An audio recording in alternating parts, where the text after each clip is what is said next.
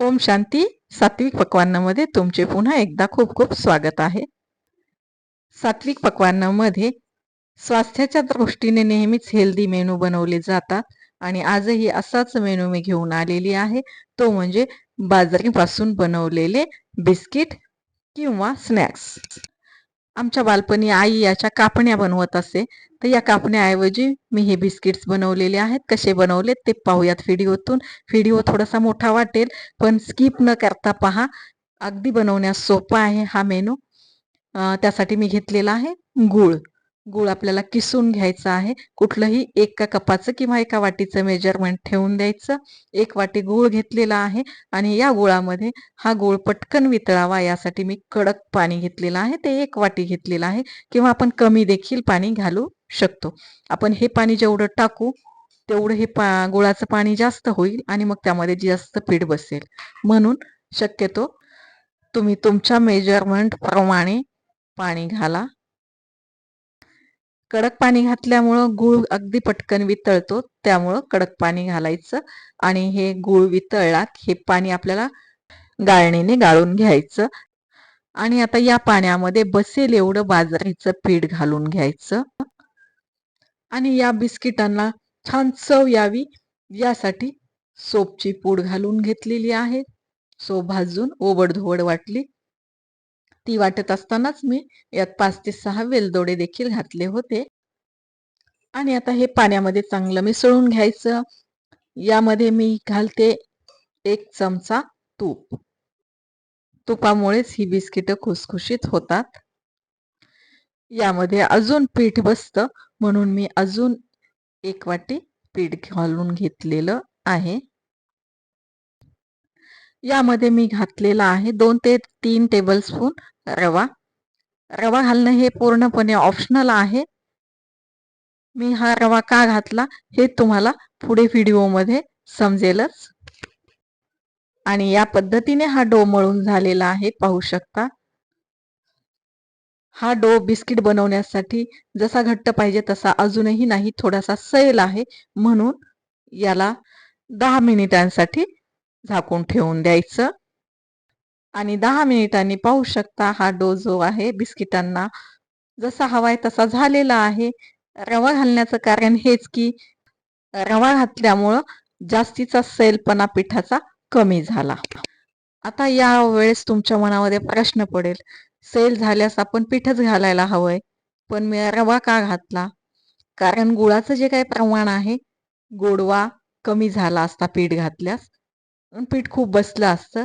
रवा जाड असल्यामुळं काय झालेलं आहे, हे रवा फुलला आणि पिठाची कन्सिस्टन्सी आपल्याला जशी हवी होती तशी मला मिळालेली आहे.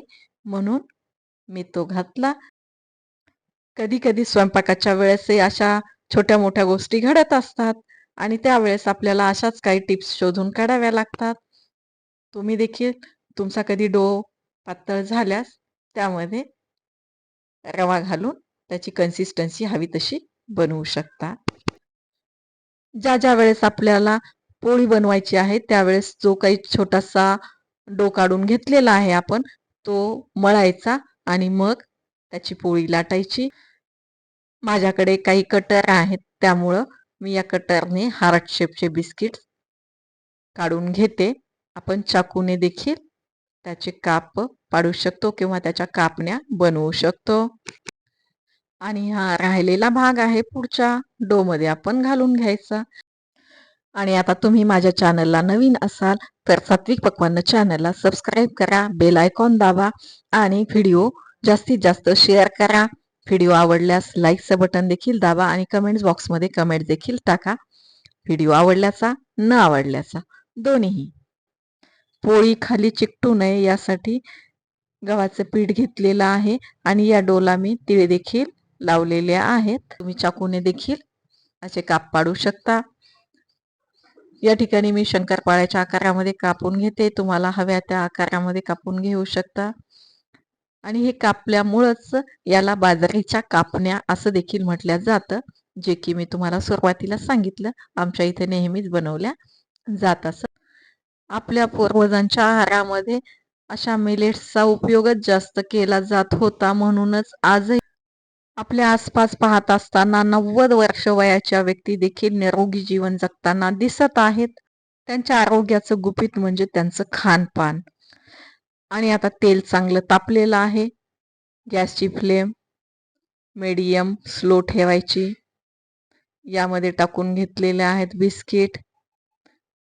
आता या बिस्किटला आपल्याला 30-40 सेकंद हात लावायचा नाही.